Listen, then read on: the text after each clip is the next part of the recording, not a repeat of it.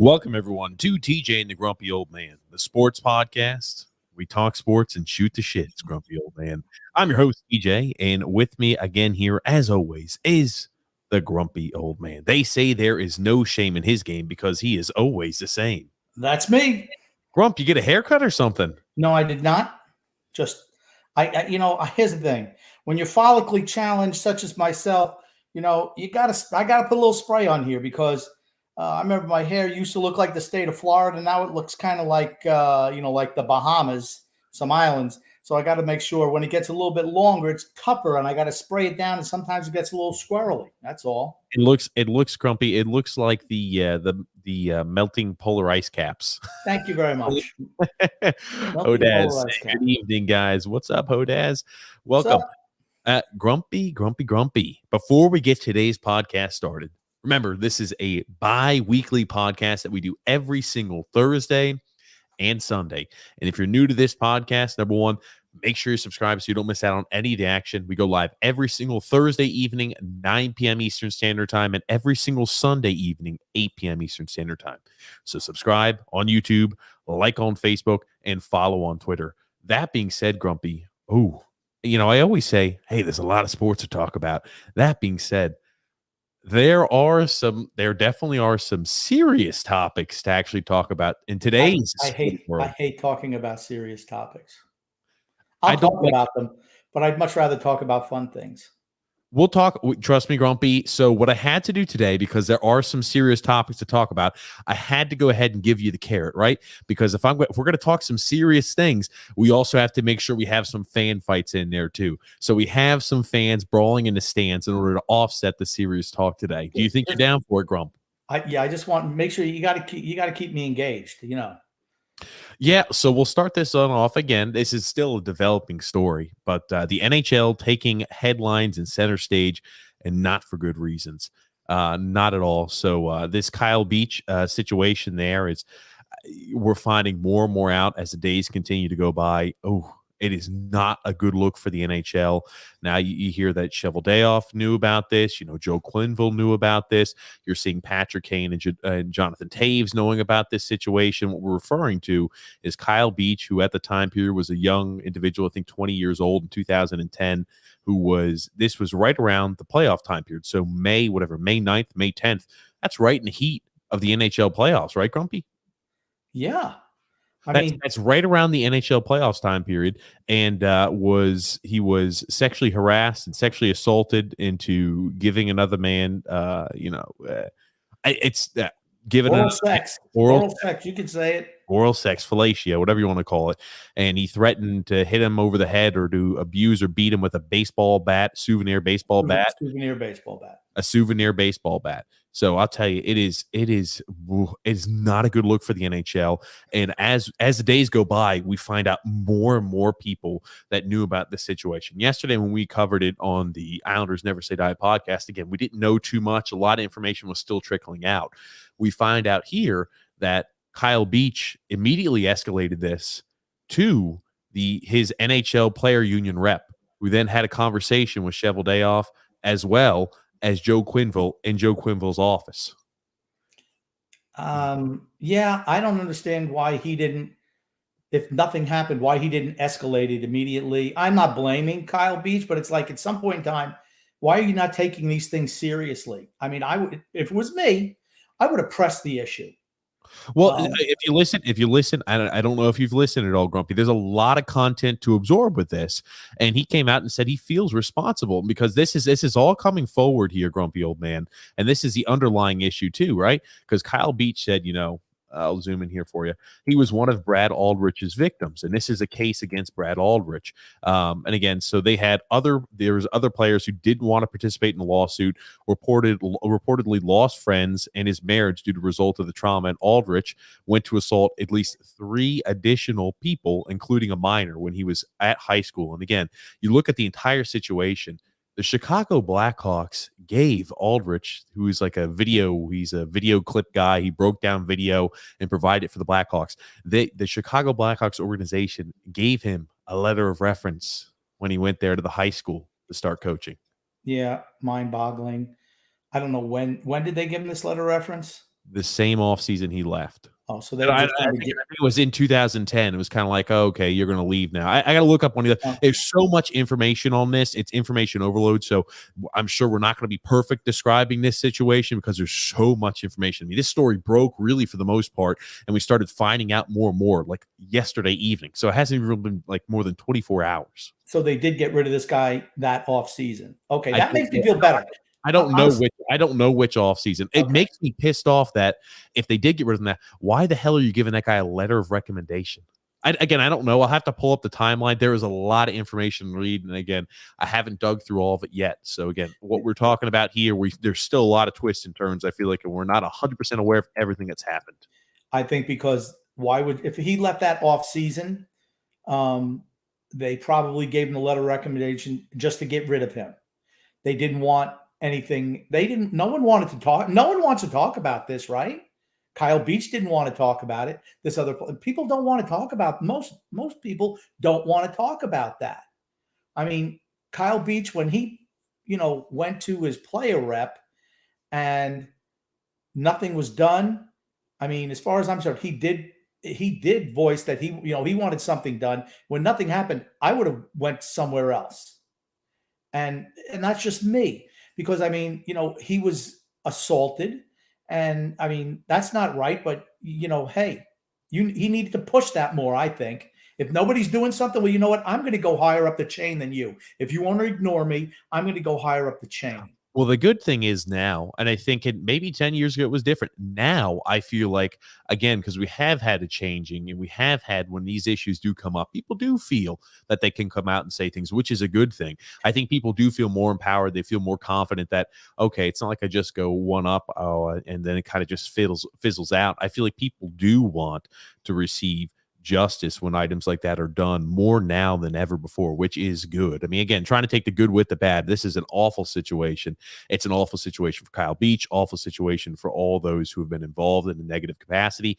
Bad look for the NHL. This is bad for the NHL, right? The greatest sport, but the worst player union. There's no doubt in my mind. I think that is a good way to put it. This is the greatest, most beautiful, one of the most beautiful sports, and the worst players union out there, no doubt. Yeah, and times, I'm gonna say times were different back then. They just were. I mean, you see, you don't. First of all, you're young. You don't know. What do you mean were by different back times then? are different?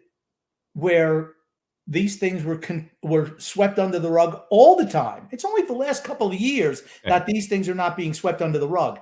I mean, okay, that's what I was just trying to understand. I didn't know if you meant by times are different, like people could beat people over the head with baseball bats and threaten sex with them, or that people consistently swept stuff under the rug. Yes, that's just the way it was. I mean, and I think people, for the most part, certain organizations still try to sweep things under the rugs. If it has a negative look on anybody involved or any organization, they try to sweep everything under the rug. They do. And the thing is, like certain sports, like the NFL, they'll never die. They're just so damn big. They're too big to fail. And it doesn't matter what they do. Think about all the scandals the NFL's had, and they'll just keep chugging along, no issues at all. But the NHL, this could be one of those that really hurts the image. This is their first year back here where they're going to be playing on ESPN. And I think this just really negatively impacts the image they've got. ESPN is not going to push this narrative. Okay. It's not going to happen. They might mention it, but they're not going to push it. I'm going to tell you that much right now. They put a lot of money into getting NHL hockey back. There's no way they're going to sabotage their own interests, because at the end of the day, it's about money. Everything's about money. It's always about money. I always laugh when people, they should, it's about money. Money takes precedent over everything, and particularly in sports, but just in life in general, right? I mean, just be honest. We should just be honest about it. I mean, you see, Bowman resigned, his assistant resigned. Who knows what's going to happen with Quinville and whatever.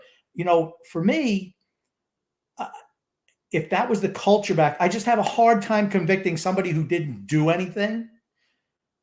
I mean, I don't know. What do you mean? I don't like to see coaches get fired for something that happened that they had nothing to do with. I mean, I just don't like 10 years or 11 years after the fact. I mean, times were different, and young people sometimes don't get that.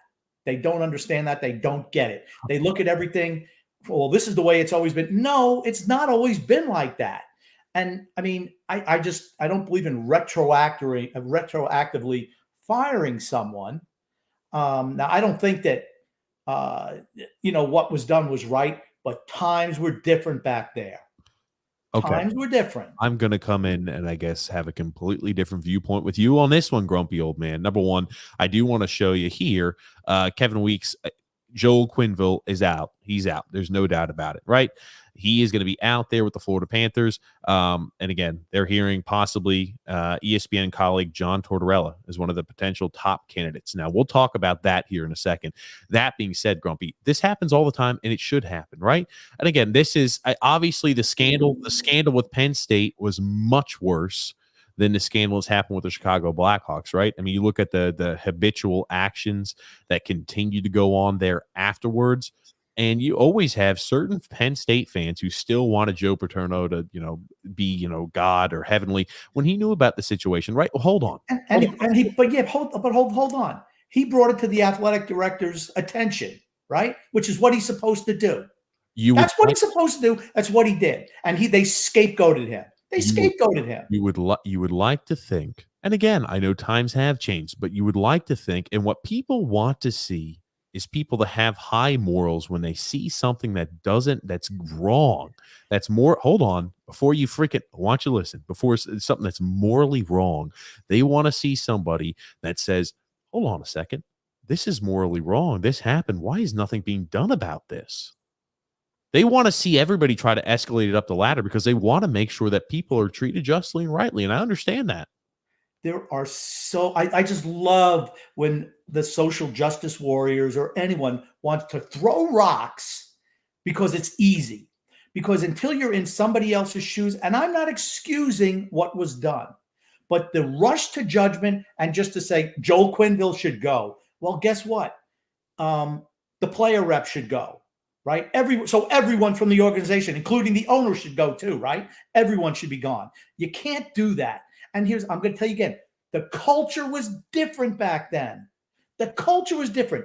I didn't even know when they let this guy go. Now, if they would have let him stay there for a long time, then it's on them.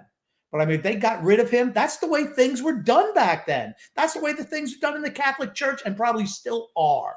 Okay? I mean, that's just the way people were hush-hush on this stuff. You don't understand it because everything has changed in the last 10 years. It really has. You have no idea what it was like. You don't. So, okay. I hate when you keep saying the term, things were different back then. Well, they were. And you can't judge. You can't judge. No, listen. You're going to let me speak. No, I want to finish it. Find a more articulate way to say it besides things were different. Here's the thing. Guess what? I don't think you should judge something that happened way back based on what today is like. That's what I'm saying. You can't retroactively go back and say, well, this is wrong, punish these people because this is what it is now, when it wasn't like that back then. And I'm not excusing what happened. I'm not. But it always drives me crazy when you want to use today's standards and apply them to something that happened years and years and years ago. It just doesn't work. So what happened again, like they said, right? It went through the senior staff meeting and it went up the line. He first confided with the skill coach. And again, this is based off the initial allegations, right? Senior staff meeting, they had it, and that's where Quenneville was there. That's when Bowman was there, executive vice president. That's when John McDonough. That's when Jay Blunk. That's when a lot of those individuals are there. Shovel Dayoff. That's when they all were there witnessing what was going on and having him come forward with it. So again, you're seeing that was on May 23rd of 2010. So right, he first happened May 8th or May 9th of 2010.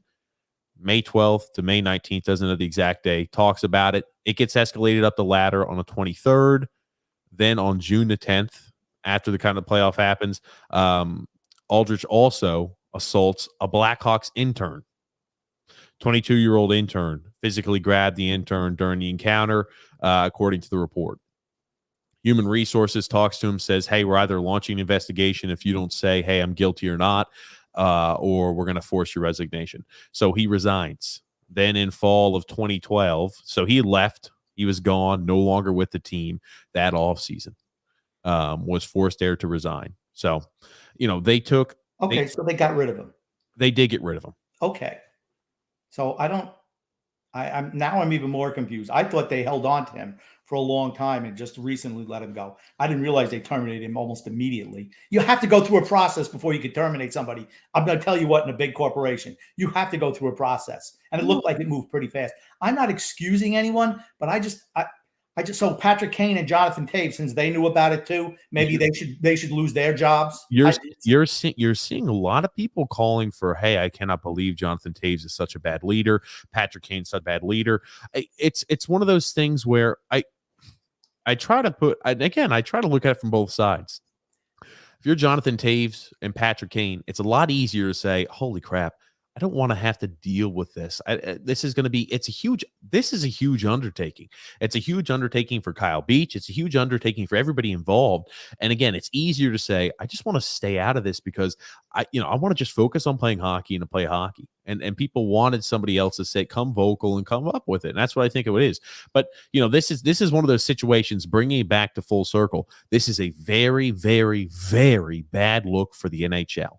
Very bad look for the NHL. I don't think it's going to be the more I think about it, I don't think it's going to get the press that it deserves. It won't.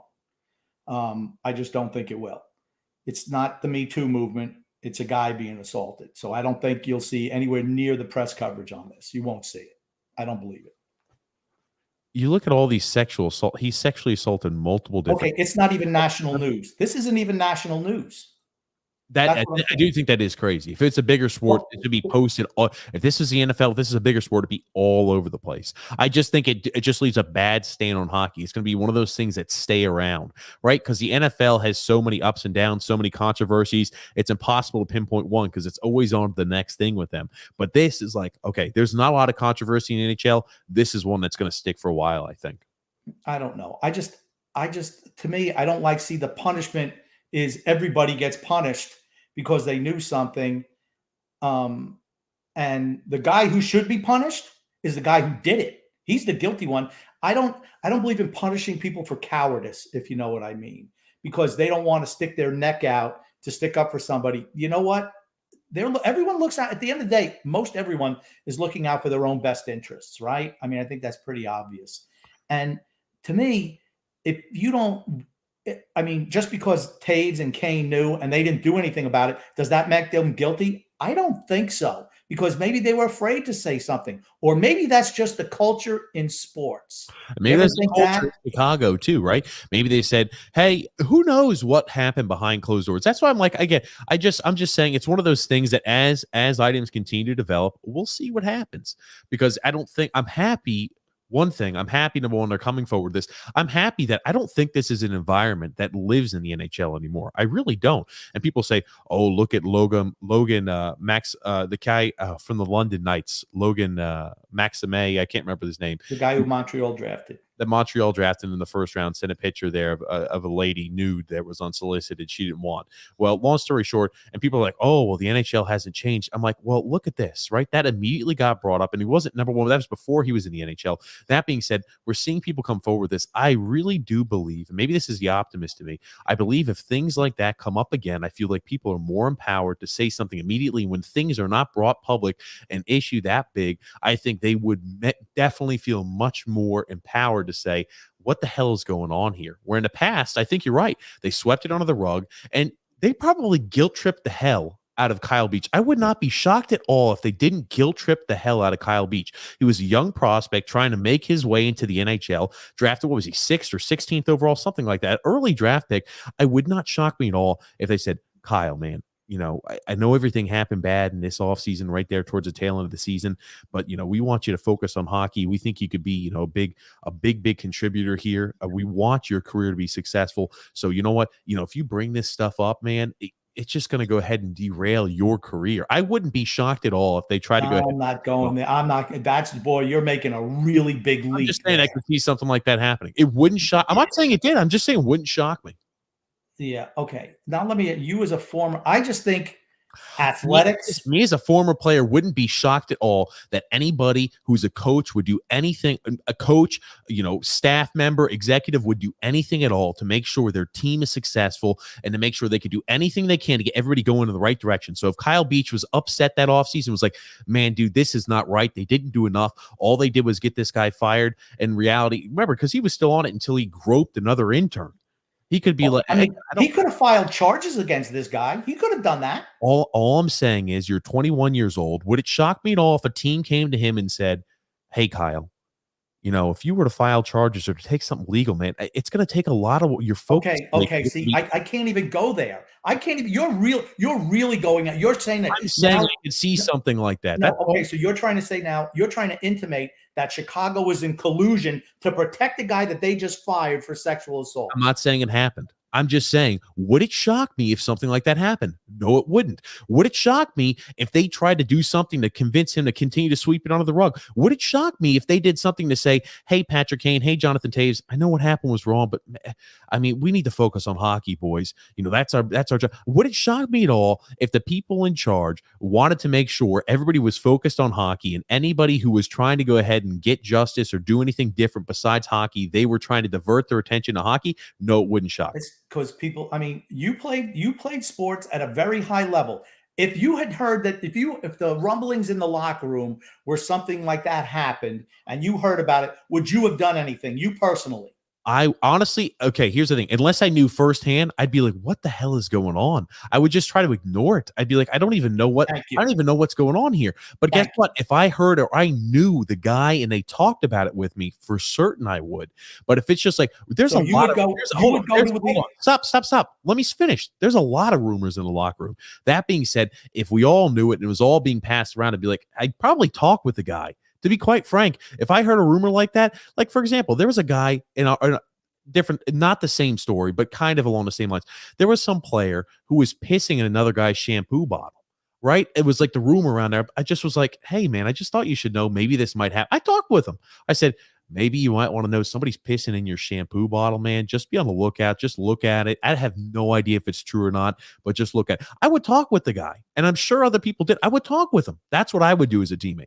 But you didn't go to you wouldn't go to the authorities. Well, I talked with him first, and I let him handle it out between the other guy. It was not as serious as this. The guy was just pissing in a shampoo bottle, which I don't think true. The kid was kicked off the team too.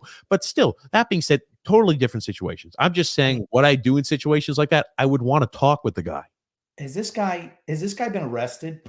Yes. He was arrested because think about this, only 9 months. Okay, but that's how much okay, here's the thing. We're not getting into the legal system or anything. That's what the charge is. I mean, I don't, you could say that you think it's too low, but my whole thing is, how many people, does anyone even talk about that guy? The guy who actually committed the crime? No, they're too busy talking about everybody else because they're bigger names, because that's what the media does. Why not just go after that guy? I mean, I know it's easy to sell going after Quinville and Bowman and all these guys. The Chicago owners, man, they did a great job just distancing themselves from the whole thing. This happened under their watch, right? Their team. So they had no idea. Then you listen to Bettman today, right? And what did Bettman say? Oh, from now on, anything that happens like this has to come to the commissioner's office. You know what that tells me? That they didn't go to the commissioner's office. So he's washed his hands of this incident. That's all it says to me. That's what's happened. Yeah, so they all play cover your ass. Every single guy plays cover your ass. That's what they do. I do agree with that. Every single person does play cover their ass and look out for their own. I'm just saying, it's a completely different situation. I just hope people came up there would. But again, we'll find out more and more as time elapses what all happened with this story, because it's crazy, it's insane. It's shaking the hockey world to its core. That's for certain. Again, being two guys who cover the NHL and covered the New York Islanders, this is big story, and I just hope it doesn't leave a bad stain on hockey. That being said, we've got some comments. Alexander saying Quinville met and so far nothing yet. Quinville was met and so far nothing has been nothing yet, but this could be damaging. Also says Grump TJ, I hope you guys are having a great day. Many blessings for both of you. Thanks there, Alexander. Also saying, but I think the Panthers will not get outside the outside organization for the coach. Yeah, I want to touch on that, John Tortorella. I don't think he's the right coach for Florida. Yes, and again, I think Quinville is gone. John Tortorella is a freaking human fire. You do not want Tortorella anywhere. John Tortorella is really good at making people think it's us against the world. He's really good. Did he win a cup, Tortorella, with the Rangers? Yeah, he did with Tampa. With Tampa, John Tortorella, maybe, but okay. Here's the thing. Not liking it. Quinville's the best coach of the NFL and the NHL. I don't know how long his punishment is going to be for this. This could effectively end his career. How old is John Quinville? Quinville? I don't know. But I just find it interesting that this could end his career. And then Deshaun Watson, with all these cases, he's kept his nose clean. He will play in the NFL again. I just find the dichotomy just mind-boggling, where the guy who actually, if proven true with all these lawsuits against him, will continue to play, where a guy who's a coach who didn't in essence didn't do anything, he might never coach again, never have a job again. I just have a problem with that. You know what? Go after the guys who Quinville's 63 years old. Yeah, I don't like that at all. That said, for Florida, Quinville is a taskmaster, but he's not like Tortorella. Tortorella is like, I could see Florida going off the rails. Florida right now, what are they, 7-0-0? Yeah. This will affect them. This is going to have a real negative effect. And here's the thing. As ownership of Florida, you're going, holy shit. Our team is so good. And if there's anything they could have done to protect him, I guarantee you they would have done that, because this is their chance to possibly do something this year, because that's all these guys care about. I can't impress this on people enough. They don't care about the players. They don't care about the fans. They don't care about the coaches. All they care about is putting the money in their pocket. That's what they care about. They don't even care about, I'm not saying they don't, I don't even think they care about winning. As long as they're making money, there's a business for them. And this hurts their business. Yeah, I think if they could find a way to skirt some sort of responsibility or something on Joel Quinville, if they could find a way to protect him, they 110% certainly would, because he's a fantastic NHL coach and they're winning games. And I know we're going to discuss Washington football team later today, correct? Yeah, we're going to brief. Okay, because there's another thing that's come up with Mark Davis and how Goodell handled that. Well, yeah, we definitely will. I want to tell you something else. Mark Davis, cut your goddamn hair. Cut your freaking hair, Mark Davis. He does cut his hair. He cuts it himself, I think. He just pulls it straight down and he does cut his hair. He puts a bowl on the top of his head and goes, chip, chip, chip, chip, chip. No, but here's the thing. You say he doesn't cut his hair. I say he does cut his hair, and that's why it looks that bad, because he actually cuts his own hair. Mm-hmm. So maybe you say, Mark Davis, have someone else cut your hair. Maybe you should say that instead. Alexander also saying, not true. Hogan, in my opinion, will always be a racist for what he said. He called a black person the N-word. Who's Hogan? Hulk Hogan. Hulk Hogan. Gotcha. And then he also said, I'm sorry if Taves and Kane knew about it and didn't say anything. They're just as guilty as everyone else. Yeah, see, I never put myself in somebody else's shoes. I don't. Like I said, I'm going to guarantee you it's different in a locker room. It's different. I can't punish a guy just because they don't want to step up and do the right thing. I can't punish somebody for that. They also don't know what pressure's put on the player. I will tell you, and you're going to call me freaking crazy that, I'm jumping to conclusions. I can tell you, executives of teams will do freaking anything they can to go ahead. And if somebody, let's say they're even thinking about it like, oh shit, man, this is kind of messed up. They're having a beer with the boys at the bar or at, over, whatever, when they're golfing in the summer, they're having a beer like, Jesus, can you believe what happened? Maybe we need to do something about that. It would not shock me at all if coach was steering them, or not coach, I won't say coach, but if organization was steering them away from doing the right thing, because it puts a black eye on the image, and all they care about is winning Stanley Cups. And what's a bad thing for a Stanley Cup champion, or a bad thing to win a Stanley Cup? Having excess media pressure and excess media coverage on items that are not related to hockey and negatively impact your team. I would not be shocked at all if organizations said, you know what? This is a bad look. Well, we fired him. That's how we took care of it. Don't worry about anything else. We escalated up the line. You worry about playing hockey. We'll take care of it. We care about you guys. Would it shock me at all if they said that? Freaking no way in hell. They do stuff like that. I know they do. I mean, that's not a surprise to me. They handled it that's the way things were handled back then. That's just the way it was. Okay, the guy did something wrong, get rid of him. You're gone. And that's what they did. And it's like, well, that's, and I mean, like I said, a lot of people are young who listen. It was different years ago. It was different years ago. That's all I'm just saying. It was different. I'm not saying it's right or wrong. I'm just saying it was different. And I don't like to see things judged years and years ago based on standards of today or what things are done today, because people didn't look at it like that back then. I mean, it's just different. It was a stigma to something like that. No one wanted that type of stuff getting at. No one talked about, gay rights or stuff like that back then, or any of that stuff, or any type of salacious behavior. It just didn't get talked about. And like I said, I'm not saying that that's right, but I'm just saying that's the way it was. And athletic locker rooms they're not society. They are absolutely not society. No, but again, moving on, because again, we spent a good little bit on it. We got a way few too much time on this because I hate talking about it. It's driving me crazy. What a Film said, everything has changed dramatically over the last 10 years or so. It's like living in a different planet. You take a guy, you throw him out back and kick the shit out of him 25 years ago. That's right. Times are different. Here's the thing, and I can say that because I don't need you to continue to opine. No, I just want to say, as an older person, you're a young kid, okay? As you have no idea what it was like back then. No idea. I don't expect you to. And then we got a few more comments, Grump, and we're going to move on from the subject. What a Film said, I don't think it'll be a stand on the NHL. Millennials will kick up quite a fuss, as they always do, but they'll sweep it under the rug. This happens in every sport, unfortunately. True. Ron P said, yeah, a black eye for the NHL for sure. I have a quick question for John. How did your conference go today, John? The National Conference. Absolutely. Let us know, John. Yes. Alexander said, it's funny. Tortorella takes them as far as the conference finals. Vigneault, however, you spell his name, takes the Rangers in year one to the Cup finals. I think that's how you spell his name, actually. Maybe, I don't know. Maybe I'll. Grant H.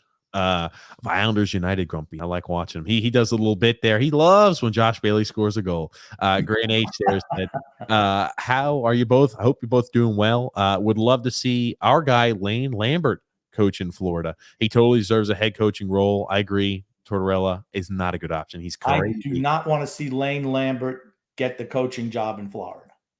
Bad for us. I want him here with the Islanders. I don't want him going anywhere else. Yes, maybe he deserves it, but maybe he doesn't interview well, because he's interviewed for a few jobs and not gotten them. And that's a lot of times that's a case. It's a guy who interviews really well, regardless of what they know, who gets the job. I know he was up for the Anaheim job a couple of years ago, and think about other sports too. Think about Cliff Kingsbury. Again, it's worked out well for the Arizona Cardinals, but that's a guy who really didn't have, a laundry list of like accomplishments. He really hadn't been a coach that long, and he finds his way into the NFL, and you're like, what the hell are they doing? Must have interviewed well. I'll tell you, they made a bold choice, and that's paid off for the Arizona Cardinals. You look at Eric Bieniemy, who's been the offensive coordinator for Kansas City Chiefs for the last number of years, and he's tried out for a number of jobs and not getting them. And I've heard that he doesn't interview well. Well, if you don't interview well, I don't care how good you remember, you're going for a corporate job. And if you don't interview well, you're not going to get the job. I don't care how smart you are. You're not getting the job.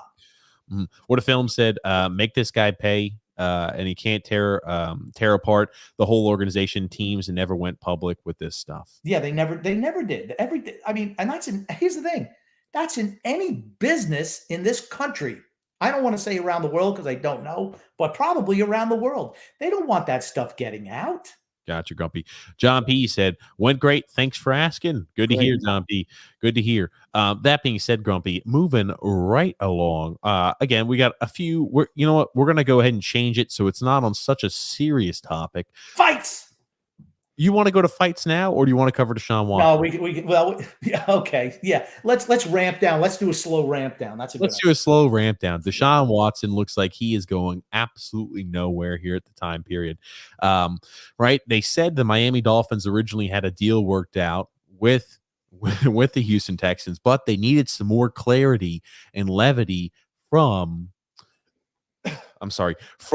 the NFL regarding what a decision might be made, or they need some information. Roger Goodell goes out there and says, "Oh, well, we really can't pass judgment just quite yet. We don't have all the information." Yeah, is this like when we don't have all the information when Ray Rice pummeled the hell out of his girlfriend in that elevator and you had the tape of it? Like, I don't have that information? Or what is it really, Roger Goodell? Are you just here's the thing, are you just trying to cover up, hoping, if this stays under lights for a year, something else will happen later on, and then we'll make him sit in timeout for a year, and then next year you can come back because he's a fantastic quarterback? I'll be interested to see. I don't have the information.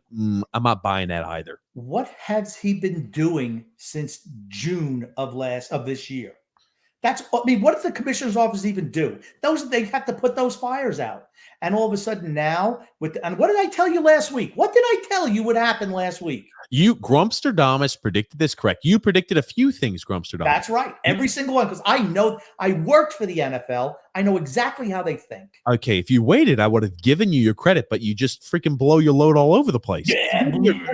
Go ahead. I'll give you your credit, right? You said a few different things. You said there's no way in hell the backlash in Carolina will definitely force them off of the issue and off of being hot and heavy towards Deshaun Watson.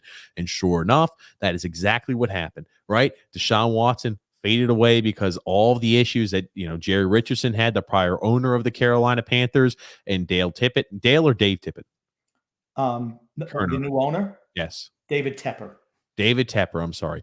David Tepper, he wanted to say, "Oh no, we're squeaky clean. We don't have those issues." So he said, "No, we're not in any longer on Deshaun Watson." You also said, and this was in contradiction of what Schefter said, I believe it was, earlier that week. He said, "Well, currently, right now, I would assume he'd be able and good to play." Grumpy old man said, "Absolutely freaking not.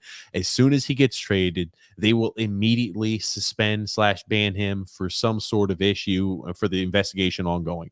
They've done it in the past with the Antonio Browns as things were getting sorted out. They've done it in the past there with other individuals." So again, you're right with that too, Grumpy. That's exactly how it looks for us. I'm grumpy old man blue check mark. If I had a Twitter account, I'd be blue check mark. Oh, blue check mark, Grumpy. That's just like I said. I worked for the NFL. Believe me, I know those people. I know how they operate. I mean, I mean, this is right out of the NFL, how to handle a controversy playbook.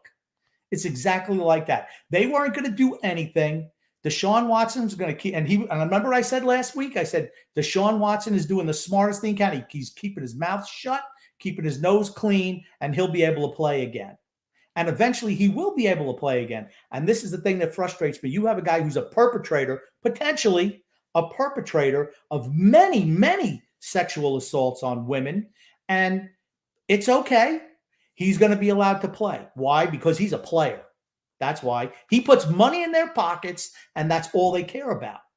Now, that said, I knew once someone actually made an offer, and they say that the Dolphins had an agreement with Houston but wanted clarification. So what does the Weasel Goodell do? Well, we don't have all the information. Dude, what have you been doing since June? What he was hoping was Houston wouldn't do anything. They just sit him out, put him on the do not play list for the whole year, and then it would go away, and then they could move it. And that's why he says we don't have enough information. Believe me, he's got all the information. He just doesn't know what to do. Mm-hmm. John P. here, grumpy old man saying, October 13th, 1982, Shea Stadium, The Who, The Clash. I was there. The 3-day pass from the USAF. I was stationed at McGuire there, AFB, Air Force Base, United States Air Force and Air Force Base. Mm-hmm. Absolutely, grumpy. I went to those shows. I think there were 2 shows that they played. I was at one of them. I thought it was in September. I didn't think it was in October. And I was much slimmer at the time. I had these tight old pants going on. I had my shirt. Everybody bought the shirt, and it was The Who, The Clash, and David Johansen. I think it was Buster Poindexter was David Johansen's name at the time. He also played formerly with the New York Dolls. But his big song was "It's Hot, Hot, Hot." I'm sure you've heard the song, TJ. Yeah, I have. He was the opening act. Then they had The Clash, who were good at the time. Love The Clash. And they had when they played Rock the Casbah, they had the jets fly over at just the right time. I don't know how they coordinated that. And The Who was fantastic. Daltrey, Townsend, Entwistle, and I think Kenny Jones was a drummer at that time. Great show. Great show. Gotcha. Thank you, grumpy old man. Alexander also says, honestly, guys, do you really think the Houston PD is going to tell the NFL everything? What I do believe, here's the thing, they freaking know everything. The amount of connections that Roger Goodell and the NFL have regarding anything and everything. We talk and we make jokes. Hey, the man with the inside hand. Roger Goodell can have his hand on any piece of information that man wants. This is a multi-billion-dollar a year organization. They have everything. They know everything that the Houston PD knows. Everything. They've talked to the women. They've talked to them. I mean, they're just hoping it goes away. That's what they're hoping, or they're hoping that he'll settle, because that's what, well, if he settles, then, you know, he can play again. He is adamant about settling, or at least he has been. He's like, I'm not going to settle. He said, I'm not settling because I didn't do anything wrong. Well, you know what? If he didn't, I just find there's so many women. That's the thing that disturbs me. 1, 2, okay, maybe 22, 23. That's an awful lot. And I'm not saying he's guilty of anything. I'm just saying if he is, he's still got issues. And the NFL, they don't care about Deshaun Watson. They don't care about those women either. Don't think for a second they do. All they care about is to keep that cash machine going. That's all they care about. And I got the link you sent me, but it was like a 12-minute long clip with the interview between that lady. We won't have time to look at it all there today, but we'll have to look at that all. Alexander is so good at sending us clips. Kudos to Alexander. He is. That's where I've got one of our fan fights from. He's great at it. He's fantastic. He is. John P. also said, Goodell is basically a shill for the owners. That is essentially the role of the NFL commissioner. You think so? You think so?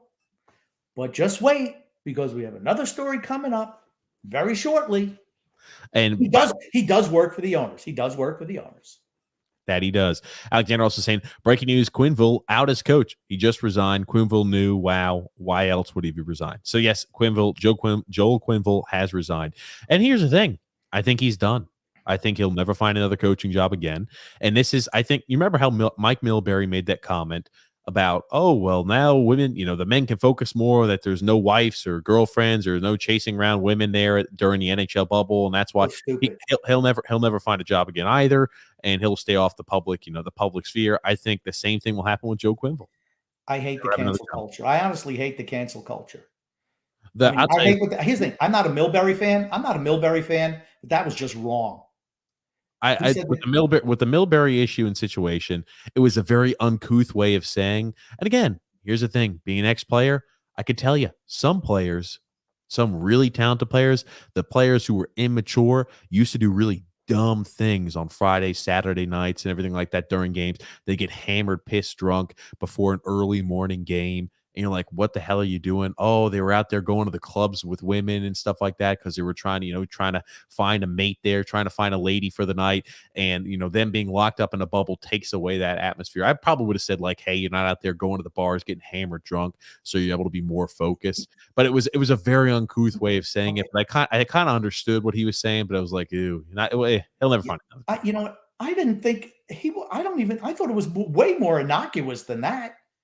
I thought it was way more innocuous than you just painted out that he said. He didn't say anything like that. Yeah, we'll have to go look at it again. But I don't. We're not here talking about that. Alexander also said this is going to affect the Panthers big time. That for certain it is. They're 7-0-0. True. Okay. They're certainly not going to get any better than they are. The only place to go is down. But if you had a team that was really struggling in a couple of years, would you consider hiring Joe Quenneville? I would. Joe Quenneville. There's no way he should not be able to be employed anymore over something like this. He did not actually commit a crime. Sorry, he didn't. What to see? Alexander said, I honestly can imagine Grumpy back in the day as a ladies' man with the shades and leather jacket.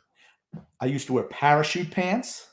I'd wear my shirt unbuttoned down to here, and I had the gold chain, a couple of gold chains around the neck. I was too much of a weenie to get earrings, but yeah, I used to grow a mullet. That's when mullets were cool back in the day. Yeah, I was the man back then. Way long ago. Grumpy, light years ago. Hundreds and hundreds of years ago. What a film said, I'm 51. I do look young. Thanks for the compliments, Grumpy. He looks great. He said, my kids still try to get me snowboarding. Not going to happen. No, here's the thing, Woody. You're going to start breaking stuff if you start doing stuff like that. Let me tell you from personal experience, don't do it. Just tell him, you look pretty. That's all that really matters. Oh, he does it. 51. I was stunned when he was 51. Stunned. He looks like he's in his freaking 30s. Yeah, I tell you. Not young 30s, Woody. Not young 30s. 38. Still a compliment, nonetheless. Let me show you this, Grumpy. Now, this was at. I don't really have to worry too much here about the comment on the side, but this was at the Astros game 1, where they got beat. I think it was like 6 or 7-2 by the Atlanta Braves. This is in the 9th inning. I'm shocked so many fans went home in game 1 of the World Series, even if their team was losing. I just feel like if I'm thinking to myself how much money I spent, it wasn't like you were down 16 or 18-0 where I can understand that. Look how many empty seats here for the Houston Astros. This is game 1 of the World Series when they lost to the Atlanta Braves.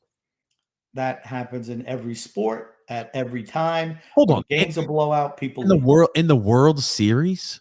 Okay, you're forgetting. Regular people don't have those tickets.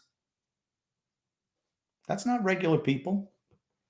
There are some diehards, but that's a lot of corporate seating. Look where the seats are. Yeah. I mean, think about how much it costs all season. If you have money like that, you don't even care. I mean, tax write-offs, whatever. Those seats cost a lot of money.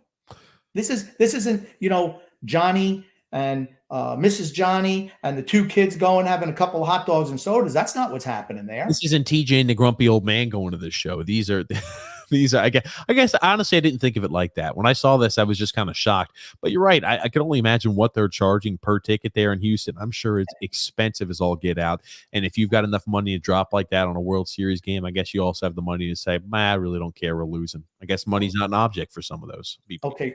When I worked the Super Bowl in 2000, we went to the NFL convention. Had like the NFL convention, whatever the heck it is, and it was right next to Minute Maid. I think it used to be called Minute Maid Park. I don't know what it's called now. Maybe still be Minute Maid. But like I said, it's a long time ago. But it was almost like that stadium was like at the end of a dead end street. So you can imagine what it's like trying to get out of somewhere like that after a game. Yeah. And it's like, okay, we're down 7-2, 9th inning, nothing's working. Let's get a jump on the crowd. That happens in every sport. I'm sorry. Mm-hmm. Okay, well, fair enough, Grumpy. Never thought of it like that. Alexander said, my buddy's a big Panthers fan, just texted me going on a big rant. Oh, I'll tell you, as a Panthers fan, you're just kind of like, how could this have happened to me? I'm just a loyal fan of a, historically struggling sports franchise, and now we finally have a glimmer of hope. That's another group I feel bad for. I feel bad for a lot of parties. Kyle Beach, feel bad for, anybody else who was sexually assaulted by this individual. I also feel bad for the Florida fans. They've done nothing wrong. They've rooted for a team that is that has been just a loser of a franchise for the most part throughout their inception. And here they are, they finally get, hey, Joe Quenneville, he's fantastic, right? He's second-year head coach. He's doing things great for a second year as a head coach for us. We're 7-0-0.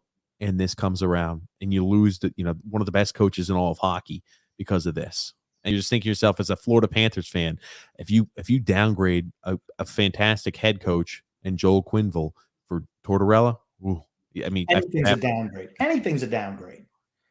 That said, I don't feel bad for the Panther fans. The only people I feel bad for are the ones who were assaulted by this guy.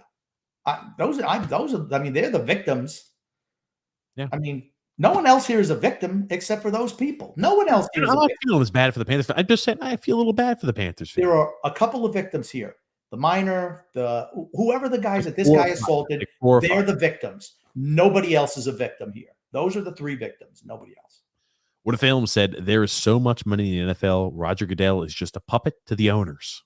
He can play the puppet role. Yes, he can. He does it very well also. Alexander saying, got any special plans for Halloween?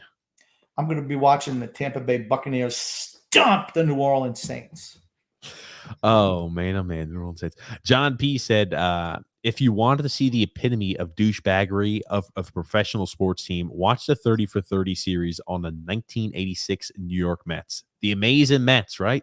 Let me tell you something. They were doing so much stuff that if you looked at it through today, they'd be vilified. Vilified. But times were different. People don't understand that. I just hate when you use today's lens to look at the past. It's fruitless. And let me tell you something. They were doing some crazy, crazy stuff back there, the 1986 Mets. Crazy stuff. You know, another one of those guys too, like as times change, I think of Joe Namath, right? I always think of, I could care less about the team struggling. I think to myself, how many times if let's say you took that exact same Joe Namath and plopped him into today, assuming like nothing, he did no changes, he's still the same.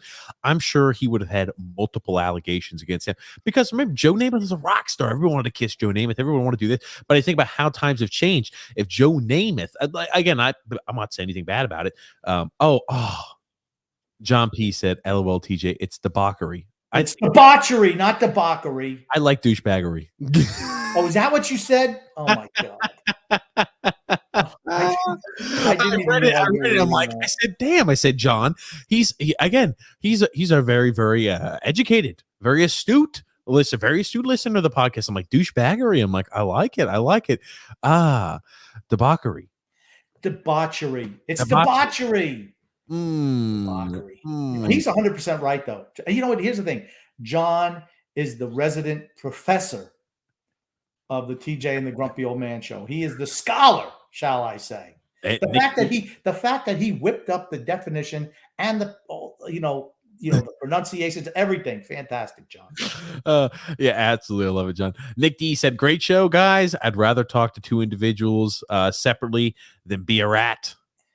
But see, that's the way a lot of people look at it too. I mean, that's why it's like, like I said, I always try to put myself in somebody else's shoes. I never judge. I try not to judge people because you know what? I don't know what they're feeling. I don't know what their thought process is because everyone has a reason for why they do things. Like I said, that guy who did it, he's the one who should be severely punished. 9 months, yeah, that ain't long enough. Again, we're not talking about that, but he should be much longer. But that's what the criminal justice system is, right? I guess.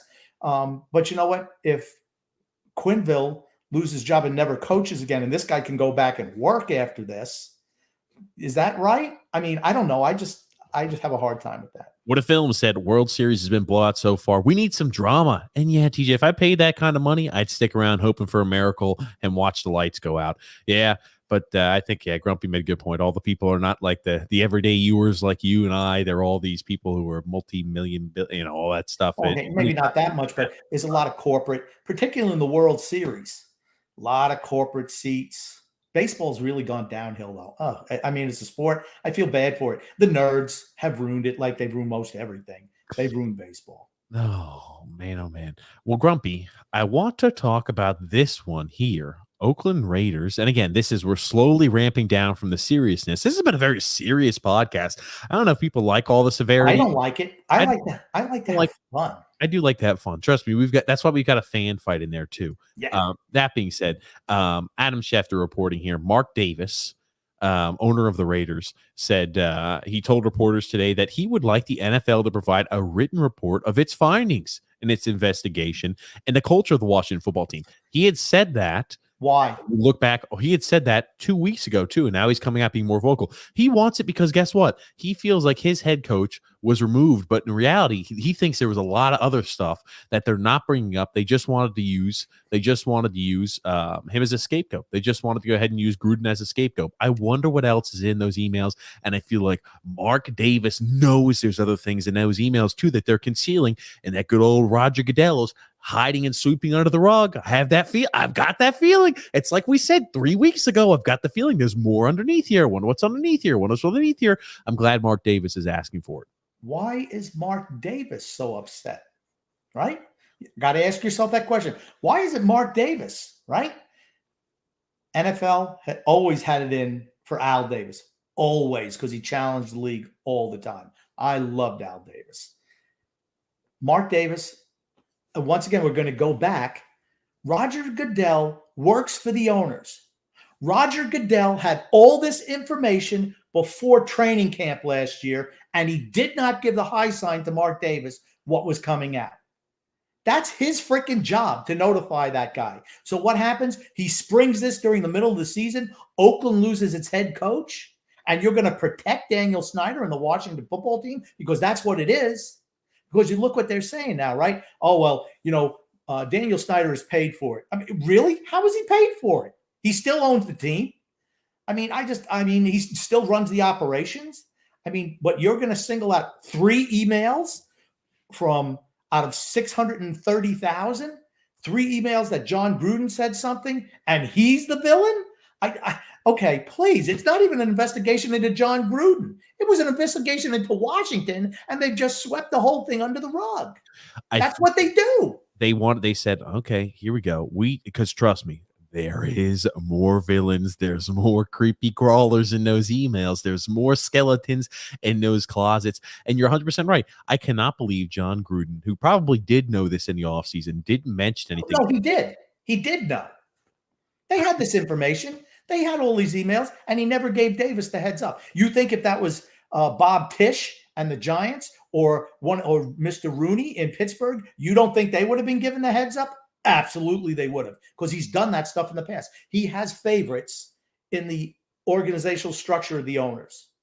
He absolutely does.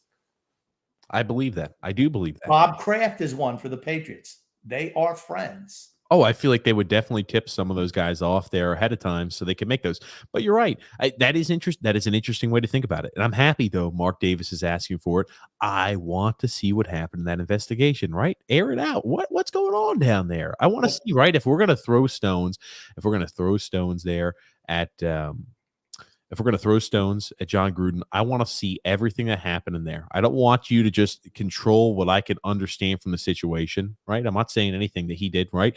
Gruden made his bed. He sleeps in it. I want to see what else was in there, too. I don't want to say, we're only going to show you this finite little tiny corner slot right over here. This is what we're going to show you. And we're going to keep all of this, everything else out of your eye. It's so disingenuous. It just is. Again, protect the NFL. That's all it's about. If we got to throw somebody, John Gruden, under the bus, so be it, for the greater good.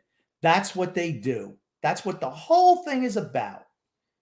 I'm sorry. It's just the way it is in the NFL. And here's the thing. It's the way it is in business, not just the NFL. Talking sports is our business, but if that's the way it is in the real world too. I hate to tell people this because oh my gosh, only this is like this. No, that's everywhere. No one in this world is perfect. No one. And to think that these corporations don't use anything and everything they can to get ahead, you're just deluding yourself. You really are. What a film said, douchebaggery. That is hilarious. At the zoo, when I was young with my girlfriend, I called a guinea pig a genuine pig. Laugh my ass off. Well, forget it. I don't want to say anything because we used to call guinea pigs something else, back in the day, but now it would be inappropriate. John P. said, you never really understand a person until you consider things from his point of view, until you climb inside his skin and walk around in it. Atticus Finch. There you go. See, I should be a screenwriter. Do you want to know what movie that was from, TJ, or what book? It's the book, Grumpy Old Man, To Kill a Mockingbird. Well, it was also a movie, yes. With Boo Radley and Atticus Finch. You remember who wrote it? Harper Lee. I was about to say. Yeah, okay, no, I'm glad I didn't answer because I really would have looked dumb. I would have said something like Mark Twain or something. I have no idea who wrote it. I know the story. I remember reading that book in school. Yeah. Alexander said, I tell you what, throughout the years of watching the NFL, Goodell has destroyed the NFL. I think the NFL is undestroyable. It's indestructible. It doesn't matter how miserable of a commissioner you have, it will always keep on living. It's the entity that will never die. Eventually, they'll kill it. Eventually, it'll get killed. Everything dies after a while. It does. That said, TV ratings, revenues, nope, hasn't killed it. It's not even close to being killed. The revenues that the owners make are greater now than they've ever been. People forget Goodell was in the finance arm of the NFL organization before becoming the commissioner. He knows what he's doing. He's not stupid. He plays dumb, but he's not a stupid man. He really isn't. Perception. Actually, John P said Gruden was a sacrificial lamb to hopefully make the rest of this go away. And I hope it doesn't go away because I want to see what else. What are you trying to hide? What are we? They're definitely hiding something. They're definitely hiding something. I just have that feeling. I've got that feeling. Here's the thing.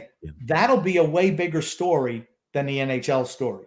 And you know what? The NHL has to hope and pray that the pressure that everyone's putting on Goodell and the NFL to release those documents happen. Because if that happens, all this in the NHL goes away. I was about to say, all we have to do, I wonder if Gary Bettman's going to start running ads. NFL, we need to see what happened in those 630,000 emails. If you're going to start a grassroots movement and create a whole bunch of fake Twitter bots in order to start demanding that, and so maybe they'll go ahead and release it, right? Because I think you're right. If they were to release something like that, immediately the attention would shift from this NHL, because I guarantee you, whatever stories they're hiding there are. Whoa, I can only imagine. I hope we get to see it. All Bettman should do is come out in a press conference and say, after we've executed our sacrificial lambs in the NHL, because that's what they're doing now. You're not going to see them throw the NHL culture under the bus or anything like that. That's just in Chicago. Evil Joe Quenneville, evil Stan Bowman, evil all these guys who have been forced to quit or resign. And this is what he should come out and say. He should come out and say, unlike the NFL or other professional sports leagues, we want to show transparency in everything that comes up with us. I hope that they follow our lead. That's all he needs to do. Now, he'd piss off Goodell. Why? Who cares? I'm not in the business making. That is, you want to talk about it? That is a way. Grumpy, do you work in PR? Did you used to work in PR before this? Because I 100%. I know exactly how to handle those situations. I think you're onto something. If they say, we want to make sure we're transparent, we want to make sure, as soon as we found out about this, again, this is assuming that he did not have any prior knowledge, right? If he has prior knowledge, you can't do that. And he's going to be a sacrificial lamb too. Remember the statement he put out today. In the future, everything has to go to the commissioner's office. That means that he's exonerated himself. No one is going to throw him under the bus. Even if he did know, which I don't think he probably did, because they took care of this like that and swept it under the rug. I don't think it went up to the commissioner's office.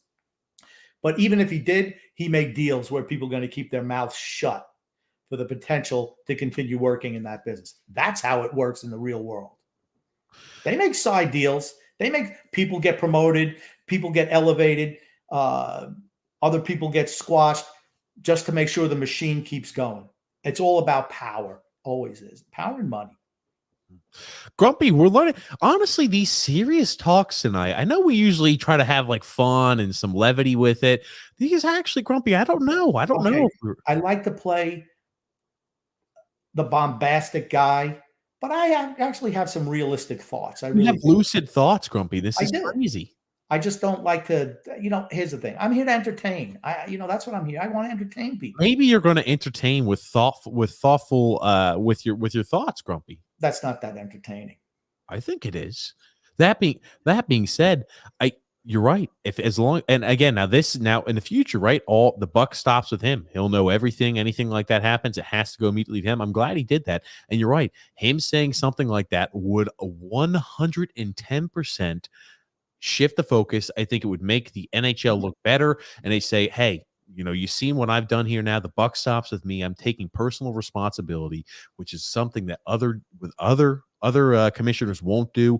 We are not like the NFL. We may want to make sure this is out in the open. That is fantastic, Grumpy. Fantastic, dude. Like I said, I get goosebumps how crazy of a idea that is. If there's anybody, the people we have watching this, if there's anybody in the NHL PR firm, you might just want to go ahead and clip that and just send that to good old Gary. Easy. It's so easy. Honestly, I'm surprised. Here's the thing. What does it tell you about the people who work there? That they should have already known that. How long did it take me to figure it out? 10 minutes? 10 minutes, right? Okay, well, we're talking about this. Oh, okay. I look at this. Oh, well, there you go. That's how you get rid of your PR problem. You throw somebody else under the bus. Say what a great job you're doing. They're not doing the right thing. Bingo.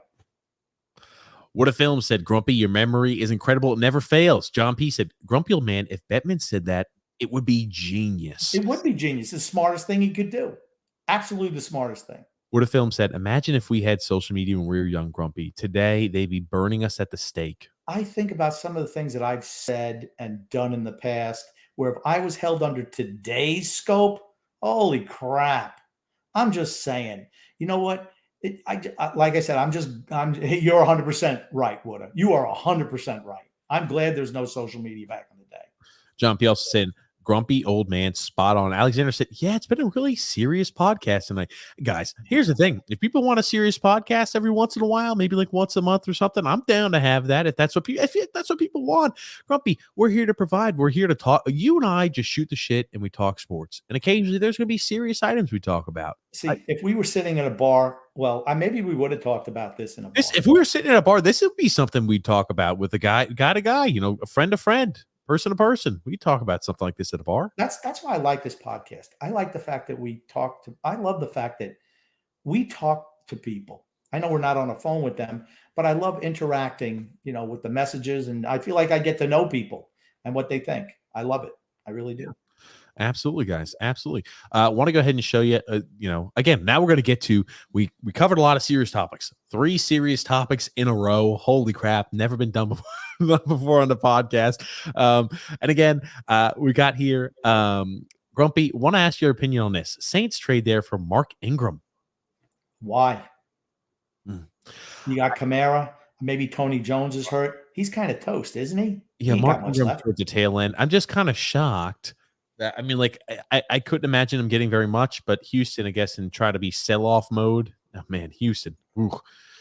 It doesn't move the needle for the Saints. Houston, who cares? They're done. Brandon Cooks put something out on social media intimating that they've already quit as a team. Oh, could you blame them? I mean, they're done. I don't blame Nick Caserio for selling. I'd sell everybody off. That's what I would do. Everybody who had value, move them before the deadline, burn it to this, knock it down to the studs, and start over. Well, regarding Brandon Cooks, Grumpy old man, you're right. He just said, "This is bullshit. Such a joke." Yeah, there you go. Mm-hmm. Well, okay, yeah, I'm sure he'll be back. Yeah, well, I guarantee he'll be. He's probably going to be traded at the trade deadline. What happened, TJ? If you're a player and you did that with your college coach, what would he say? Well, here's the thing. I think he's doing the things. Maybe he's playing 4D chess. Maybe he wanted the hell out of there, and this just forces their hand. It probably lowers his value a little bit, so maybe the team's not so happy. But it kind of forces his way out, where you're like, "Bah, let's get rid of this bastard." He's over here talking bad about what we're trying to do. We're obviously in rebuild mode. Let's just get rid of Brandon Cooks. We're in rebuild mode. He needs to go. Yeah, I don't know. Mm-hmm. Anyway, that being said, Alexander said, but you guys are awesome and great people regardless. I appreciate that. It sounds like there was a but there. What's with the but? What? No. He's talking about the seriousness. Hey, we're having okay.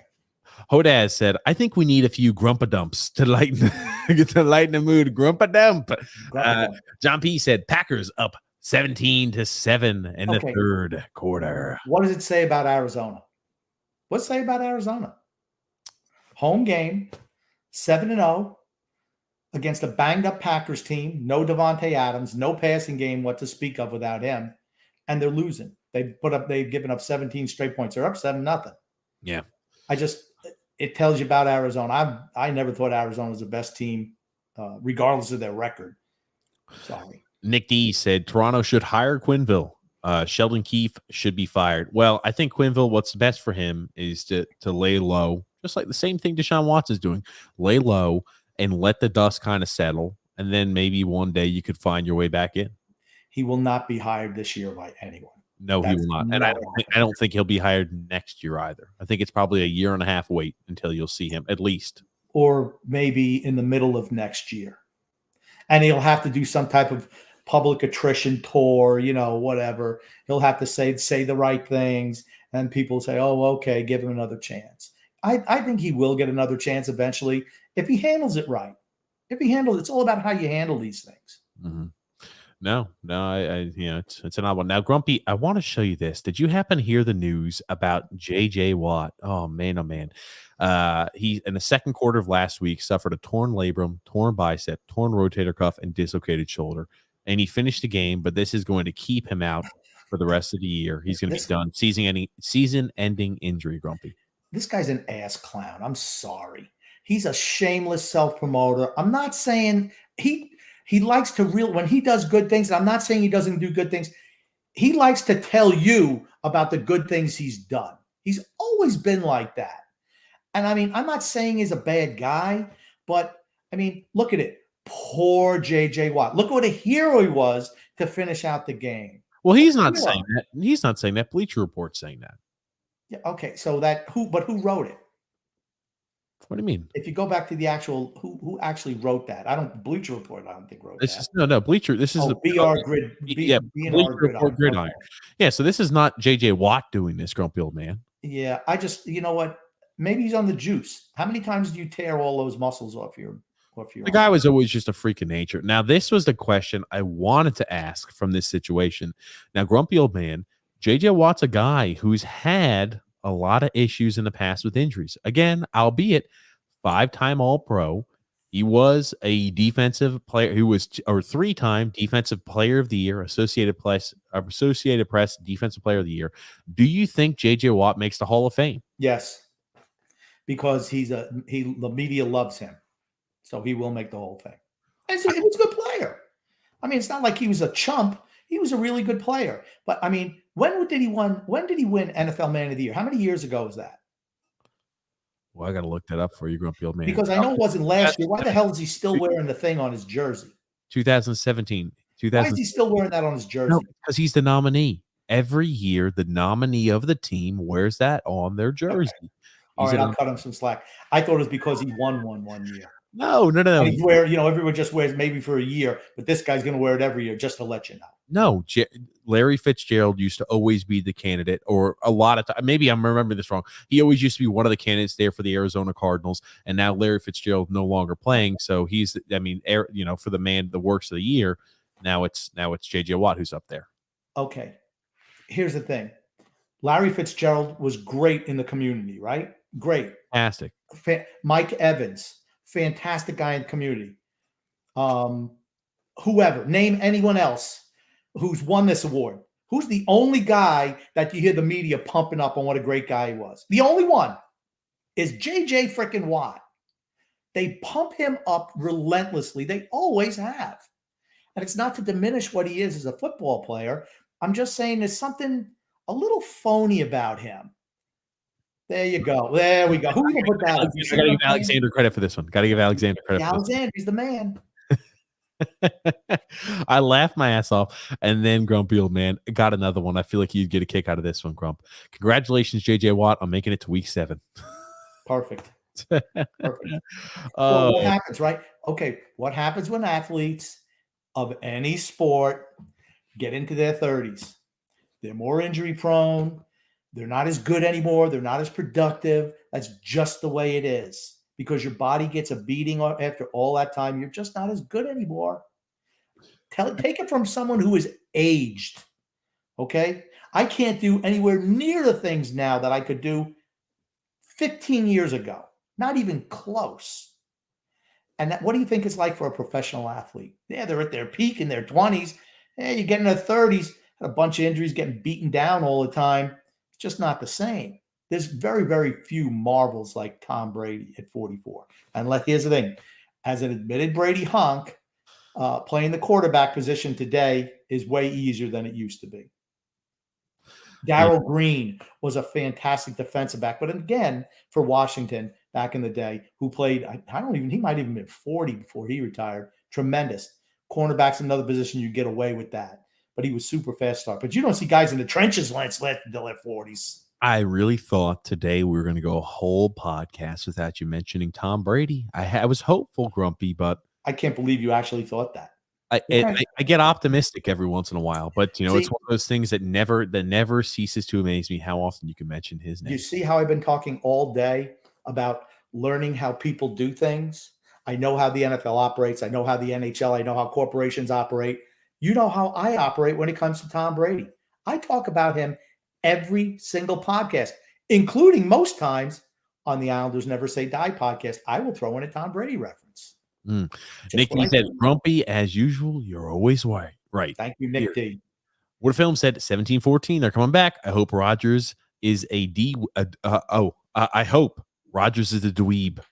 I certainly want Arizona to win. I don't. Rodgers is a jerk. He is an absolute I'm telling you, from people in the know, he's a real jerk.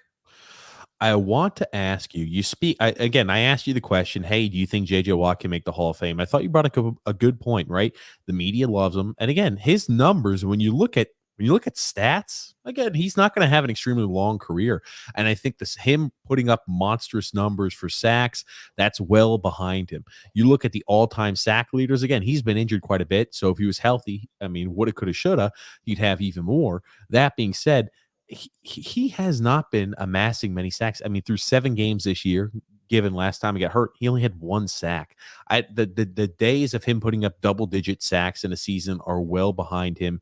I don't think he'll ever have more than probably 5 or 6 sacks in a season. Ugh. He is where he is on the all-time leaderboard.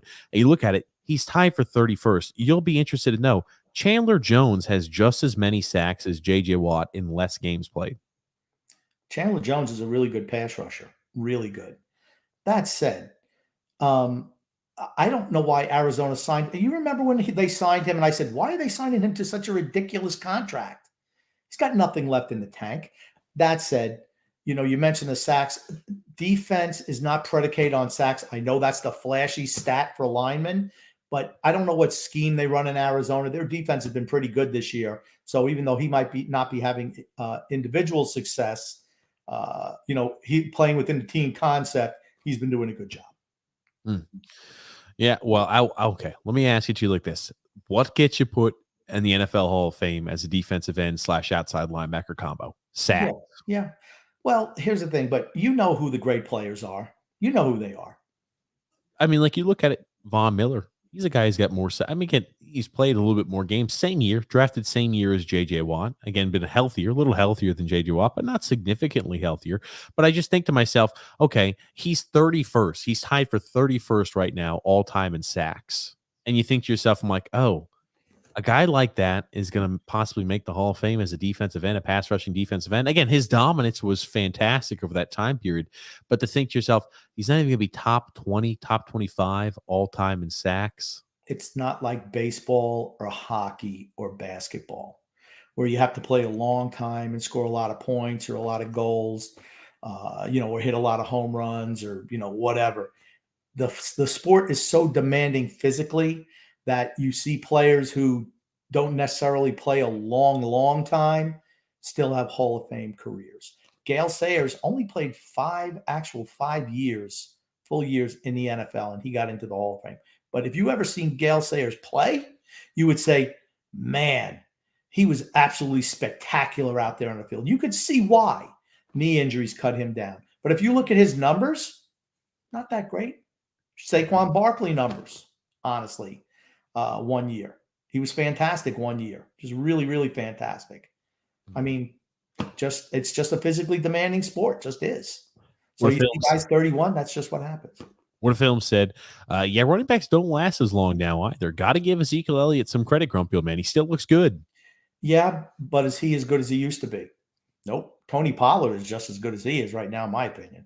Tony Pollard's been fantastic for them. Yeah. That entire Dallas Cowboys offense is really humming. I'm not a Dallas fan. I know you all would have. But I like how, even with a dope with Mike McCarthy as coach, he's given them kind of equal share in the backfield. And I think it's made them a better team. I don't disagree. Alexander also saying, Zeke is definitely benefiting from Pollard. Yeah, they're both benefiting from that, 1A, 1B tandem. That's for certain. Keep them fresh.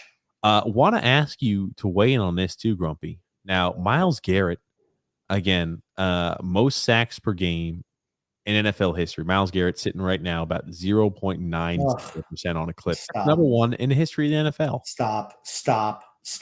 You think Myles Garrett might be making a Hall of Fame? Stop. How many years has Myles Garrett played?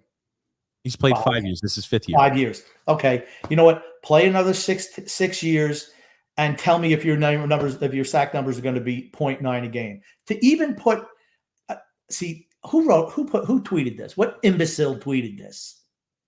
Grumpy, CBS. Yeah.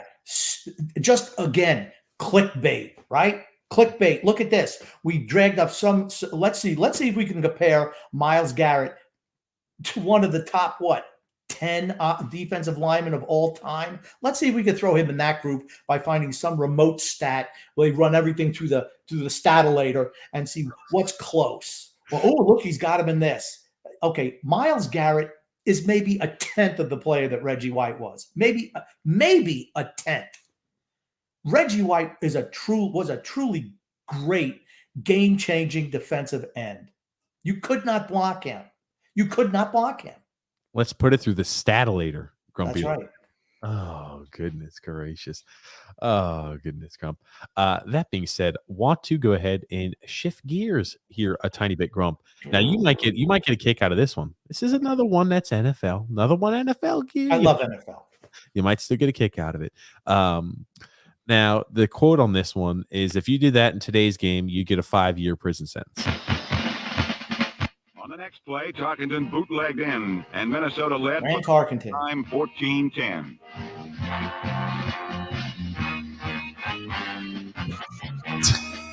Game was better back then. I'm sorry. Game was better. What does it tell you about Fran Tarkenton? But the unsportsmanlike Tough as shit for a little guy, huh? got both Tarkenton and his primary tormentor of the afternoon, Ron Bolton, thrown out of the game. They both were rejected out of the game. Nothing wrong with that. I love that old NFL music, that old NFL Films music. Oh, man. Great. I figured you'd get a kick out of that one, Grumpy. John P. said, when did the NFL start counting sacks as a stat? 1982? Joe Klecko should have been in the Hall of Fame, just saying. Joe Klecko made the Pro. He played for the Jets. Great player. Made the Pro Bowl at 3 different positions. Defensive end, defensive tackle, and nose tackle. Think about that. Matter of fact, he was in one of the Smokey and the Bandit movies with Burt Reynolds. I want to say number 2, where he was a truck driver, and Jackie Gleason played the Smokey, Buford, whatever his name is. Oh, Buford Justice was his name. And he says, "Hey, boy." He said, "What you doing?" He's like, "Oh, excuse me, sir. Let me straighten out your badge for you." And he had this thing like where his heartbeat would go boop, boop, boop, boop, boop, and it was like a little thing when Jackie Gleason would get worked up. And Klecko just grabbed it and squashed it. And there it is. Much better now. It was just like that. It was Smokey and the Bandit 2 was not a good movie, but I always remember that scene. Oh, man. What if Films also said Brady avoids injury because he steps up in the pocket, gets rid of the ball, gets rid of the football. He doesn't put himself in situations to get hit. And if you look at some of his early in the career, man, he took some shots. You look at all those quarterbacks though. Those and like as quarterbacks get older, Peyton Manning did it, Eli Manning did it. Anytime they get touched, you're like, well, I mean, one of the few who don't, that shocks me, Ben Roethlisberger. That son of a bitch will take he'll take so much punishment. I'm just like, man, you wonder what type of quality of life you're going to do. You want to talk about Ben Roethlisberger is still taking huge hits. I wish he would have gone down a little bit more in his career. He's like one of those tackling dummies they put back there. Don't move at all, and you can really hit them. Alexander was saying, yeah, Brady has a lot of quick throws. That's why he avoids a lot of hits. That's for certain, too. I do agree with that. Want to show you Grumpy Old Man. Now, this is sent in by Alexander. Thanks, Alexander, for this here. We've got Grumpy. A little bit of the fan fights segment, Grumpy. Fan favorite. That is for certain. This is done by TMZ Sports. All right. Let's start off. We've got, obviously, Mr. Charger over here. Is it San Diego, right? Or Charger? That's Natron Means jersey. That's Natron Means, man. That's old-time Charger stuff. Now, this guy right here, the Chargers fan, is down here messing around with an Oakland Raiders fan, a Los Angeles Raiders fan. So I'll let you watch how this one plays out, Grump. This is my first time watching. I didn't prep it, so I haven't really got a chance to analyze everything just quite yet. So We're both going into this. He missed again. What is this, stage fight? Oh man. Oh. Howie Long's getting in there. Howie Long getting in there too. Look at the little kid. Hey, don't get my Oh, ass. my Look at him. God. Watch him Okay, miss buddy. the punch. Look at this. He's like, oh, Missed. Missed. what the hell? How did he He miss? missed that punch. Okay. Here's the thing, right? He's trying to cold cock the guy. He's trying to go for an absolute knockout punch. He's trying to hit him right square on the jaw to get that boom, that ricochet action. So he knocks him out with one punch clean. Okay. You can't be missing that, especially when you cold cock him like that. I mean, like he just whiffs on this. Let me put it in slow motion, Grumpy. Let me see. Hold on one second. Do you remember the movie Mulan?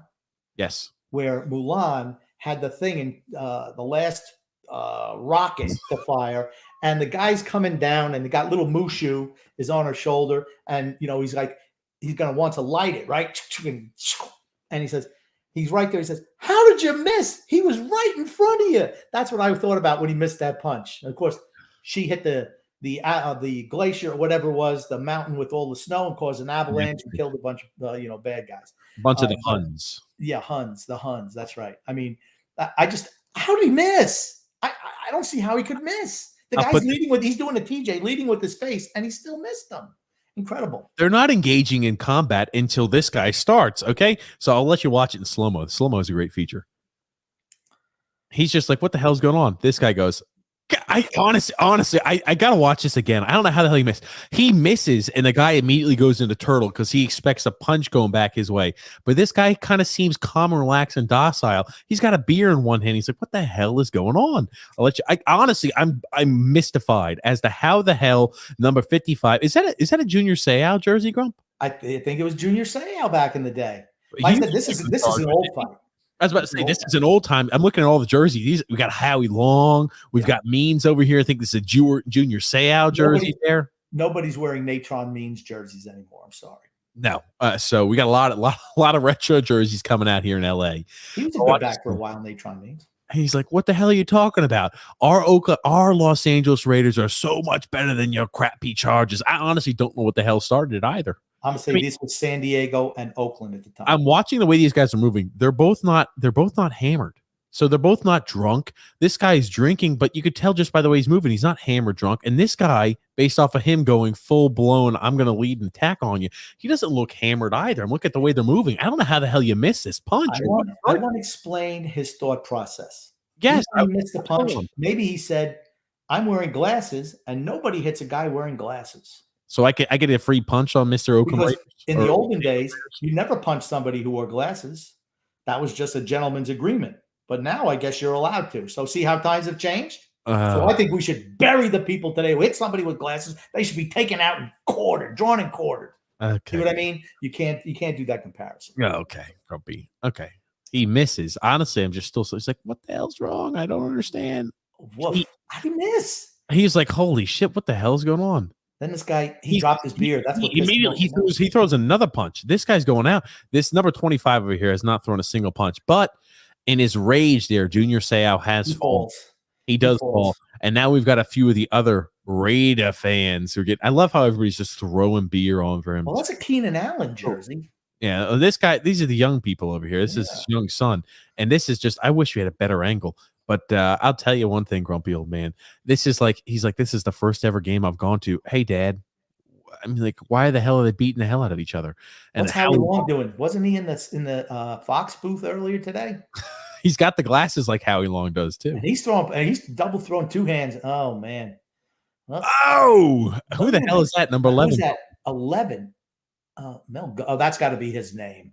Okay. I never heard anyone named Mel Goza. I don't know who that is. And now we've got, okay, so he's getting his ass kicked. He's like, God damn. Now we got another Chargers fan like, hey, we got to break it up. We got to break it up, guys. Oh, man. David Gates came in. His wife came in and tried to break it up.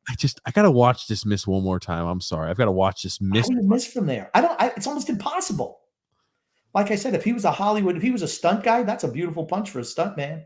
I was about to say he would have fallen. He hits like the beard. Maybe he hits his beard. No, he missed it. He just missed it. Face there. His beard. He just goes just like he's combing a beard. Terrible. Oh man. Oh man. Again, you ever notice with the really wide punches, fellas? Let me tell you something. You want to hit somebody, straight punches, short punches. Maybe not as short as that guy threw his from a foot. I don't know how. Maybe he's like one of those rock'em sock'em ropes. Like you got to have a little bit of reach on him. I don't know how he missed that. But the wild punches, they lose all their power first of all, and leaves you really open to counterattack. Man, just boom, straight punch, get the hands back up. What a film said. Yeah, I became a Cowboys fan because Emmitt Smith. He was tough. I miss those days. He was really good. I hated him. Because I was a Giants fan in the way back machine, and did not like Emmitt Smith, but he was a great back. Alexander said, "Oh my goodness, swing and a miss. You got knocked the F out." Yep. Bye-bye. Oh man, you're not kidding there, Grump. Well, Grumpy, we're about an hour and 30 minutes into today's podcast. It was a different podcast today. Very serious podcast with a little bit of fun, happiness thrown in at the end. Let me know what you guys think about it. You like the serious tone of it every once in a while? You like the joking tone of it? Let us know what you think. That being said, Grumpy, what do you have to say before we wrap things up here today? I just want to say love and laughter to everyone who listened, and even those who don't, from TJ and the Grumpy Old Man. And we really appreciate all the comments, everyone who listens. I mean, we just do this for fun. And, we just hope that we can bring some brightness and joy to people's days, even though today I'm guaranteeing you was not a fun podcast for people to listen to. It was nowhere near as fun as I usually like these things to go. No, today was not a fun podcast. That is for certain. It was more of a serious podcast. It was like a civics lesson. It was like a business lesson, teaching you how businesses try to protect their own interests at the expense of everybody else. But yeah, you're right, Grumpy. I love the interaction we have with everybody who listens to the podcast and the live stream, guys. Thank you so much for all tuning in. Again, remember, if you're new here, first time listener, best way to show support is by subscribing, liking on Facebook, and following on Twitter. We do this podcast live every single Thursday at 9 p.m. Eastern Standard Time and every single Sunday at 8 p.m. Eastern Standard Time. Thank you so much, guys. And again, thank you so much, Grumpy Old Man. My pleasure.